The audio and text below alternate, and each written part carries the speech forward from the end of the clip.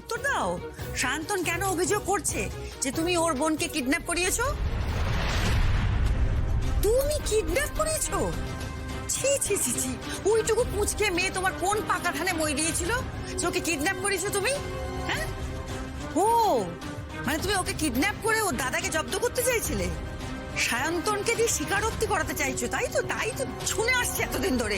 কি এমন কথা ওর মুখ থেকে বের করতে চাইছো? আমাকে বলো তো যে কি কথা। মা শোভা, শোভা এত উত্তেজিত হো না, ওকে ওকে বলতে দাও না। বলো জি, তুমি বলো। বলছি তোমাকে মা, তুমি খুব তাড়াতাড়ি জানতে পারবে আমি কি প্রমাণ খুঁজে বের করার চেষ্টা করছি। আমি বোঝাতেই পারছি না তোমাদের কাউকে, তোমাদের বাড়ির মেয়েকে, মা তোমার মেয়েকে বাঁচানোর চেষ্টা করছি ওই জানোয়ারটার হাত থেকে। আর ওই ছেলেটা একটা ক্রিমিনাল। আর হ্যাঁ, ওই সায়ন্তনের এগেইনস্টে প্রমাণ খুঁজে বের করার চেষ্টা করছি। ওকে আমি শাস্তি দিতে চাই নিজের হাতে। আমি ওকে গড়াদের পেছনে ঢোকাতে চাইছি, বুঝতে পেরেছো? বুঝি।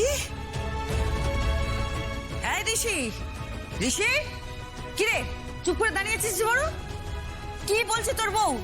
তোর বউ তোর বোনের সংসার ভেঙে দেওয়ার কথা বলছে, তুই একটা কথা বলবি না?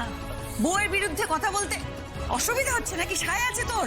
তোর বউয়ের যে মাথা খারাপ হয়ে গেছে সেটা বুঝতে পারছিস তো? আচ্ছা কি কিরকম ছেলে দেখো চুপ করে আছে। না তুই এই শোনো, সায়ন্তন ছেলেটি তোমার ননদের স্বামী, এবাড়ির জামাই। তুমি আমার মেয়েটার সর্বনাশ করতে চাইছো কেন? আর তাছাড়া তুমি জানো না, একটা মেয়ের বিয়ের পর যদি অশান্তি হয়, তার স্বামী যদি তাকে ছেড়ে দেয় কিংবা ডিভোর্স হয় কিংবা আলাদা হয়, অশান্তি হয়, তুমি সমাজ থেকে কি চোখে দেখে? আমি জানি তুমি বলবে শিক্ষিত পরিবার, সচ্ছল পরিবার, এত টাকা পয়সা আমাদের, যাই হোক না কেন স্বামী ছেড়ে দিলে, তার সঙ্গে অশান্তি হলে সমাজ মেয়েটাকেই দোষ দেয়, তার গায়ে কালি ছেটায়। তুমি জানো না সেটা? তুমি কোন যুগে পড়ে আছো মা? তোমার কাছে সমাজ আগে না তোমার মেয়ে আগে, কোনটা বলো? লোকে কি বলবে, সমাজ কি বলবে, এটা ভেবে তুমি তোমার মেয়ের জীবনটা নষ্ট হতে দেবে? দেখো, তোমাদের কাউকে তো বোঝাতে পারিনি আমি। ওই জানোয়ারটা, ওই শয়তানটা তোমার মেয়ের উপর টর্চার করে মা।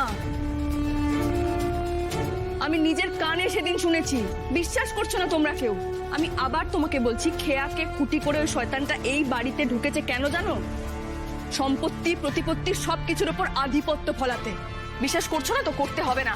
আর আরেকটা জিনিস শুনবে, এই সবকিছুর পেছনে আছে দুর্জয় ঘোষাল।